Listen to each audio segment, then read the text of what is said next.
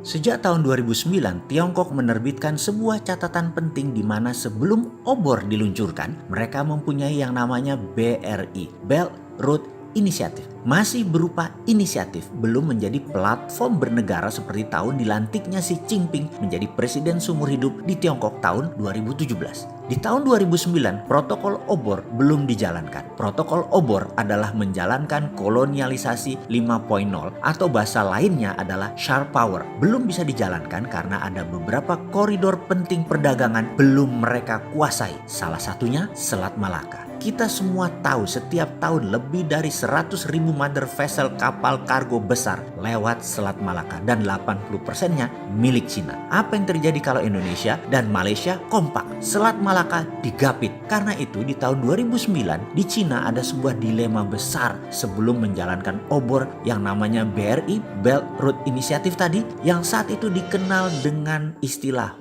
Malaka Dilema. Ya sudahlah, sejak saat itu mulai strategi ambil dua pejabat negara tersebut dalam jangka panjang di lobi politik itu sekali lagi memang panjang. Orang pejambon Kemenlu harusnya tahulah hal seperti ini. Kita Indonesia harusnya meletakkan atau punya lobbyis, para pelobi politik di luar para ambasador atau di luar para duta besar khusus untuk manuver ke dalam Kongres, di Senat, di Capitol Hill untuk Amerika, di Beijing untuk Cina, di London dan dimanapun kita mau bermanuver supaya kita menjadi global player yang sebenarnya. Inilah yang membedakan kalau si Sontoloyo yang gak penting ini ngajarin bernegara, apalagi mendapat mandat, wendeng pol dah, bahkan berani adu sama siapapun kandidat yang mau maju di 2024. Tapi bersyukurlah kalian yang pengen manggung di 2024. Si Bosman bukan orang politik, pilih jadi guru kaleng-kaleng aja, guru Lemhanas ala milenial, ilmunya ecek-ecek lah. Buktinya buzzer lebih pinter tuh, lihat aja komen buzzer, bisa mematahkan semua ilmu Bosman yang memang cetek. Kembali ke topik kolonialisasi 5.0 yang akhirnya dipakai Cina, yang terang-terangan mengganggu hegemoni Amerika, yang akhirnya diperangi oleh Partai Republik Trump. Rakyat Amerika baru tersadar hegemoni Tiongkok dengan obor adalah menggunakan economic approach, bukan military approach. Pendekatan militer Amerika ala kolonialisasi 4.0 yang dipakai hegemoninya.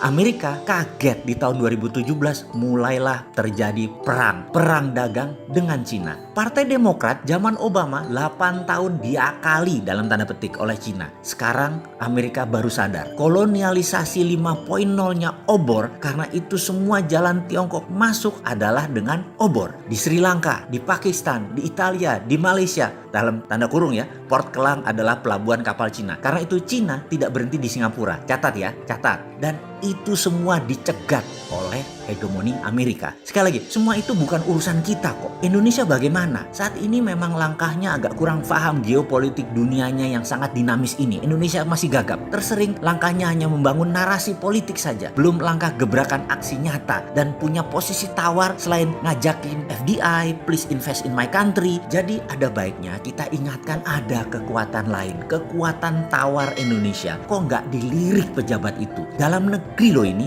Oke, kita rakyat sing sabar nggih, karena memang kita bukan oligarki yang bisa jagongan di teras kantor pejabat melobi dengan diskusi-diskusi santai mereka. Ya sudah, supaya paham dengan kolonialisasi 5.0 yang diajari di Akademi Militer Baltimore, apa itu kolonialisasi 5.0 yang dipakai Tiongkok, mereka mengilustrasikan dengan apa yang dipakai Gajah Mada, mempersatukan Nusantara. Kita semua tahu menyatunya Nusantara di bawah panji gula kelapa merah putih Majapahit hampir tidak ada tumpah darah. Hanya Pajajaran yang melawan sebentar dan akhirnya terjadi kesepakatan juga. Walaupun armada perang laut Majapahit kuat, namun penyatuan Nusantara tidak pakai military approach, tapi pakai economic approach, pendekatan ekonomi. Apa yang dilakukan para duta-duta Majapahit tersebut? Mereka dalam tanda petik meminjamkan emas Majapahit yang harus dibayar dengan upeti setiap tahunnya, di mana akhirnya kerajaan yang kemudian hari dinyatakan wilayah Nusantara tersebut berada di bawah panji gula kelapa, panji bendera merah putih dipasang sebagai persetujuan kerjasama bilateral tersebut. Sejak saat itu, gula kelapa, panji merah putih berkibar di seluruh wilayah Nusantara, mulai dari semenanjung Malaysia sampai Melanesia Timur dan Filipina di sisi utara. Di wilayah masing-masing kerajaan tadi menjadi makmur,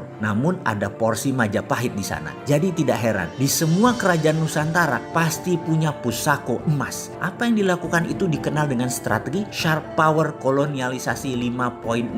Pada saat itu, itulah perluasan Lebensraum, wilayah hidup yang elok dimainkan oleh Patih Gajah Mada. Cepat, tanpa terasa, menjadikan Majapahit negara maritim terbesar di dunia. Sehingga kalau ada yang bertanya kenapa logo keluarga Bosman sebagai shadow waktu itu, ada kata-kata swift, silent, deadly dalam bahasa Sanskerta. Sahabat sekarang jadi paham kan manuver cantik Patih Gajah Mada menyatukan Nusantara menggunakan moto itu. Oke, baiklah, ini hanya sekilas informasi tentang kolonialisasi 5.0 yang protokolnya dijalankan Tiongkok sekarang. Jadi bukan masalah jumlahnya hanya sedikit, hanya negara nomor 3 atau nomor 4 berinvestasi di Indonesia itu loh ya. Saya saat ini bersyukur sekali di mana pejabat sekarang pinter-pinter sehingga Indonesia tidak kena jebakan ilmu yang bangsa Indonesia sendiri pemiliknya. Gak mungkin pejabat Indonesia segeblek itu kemakan kolonialisasi 5.0. Tidak mungkin, tidak percaya saya.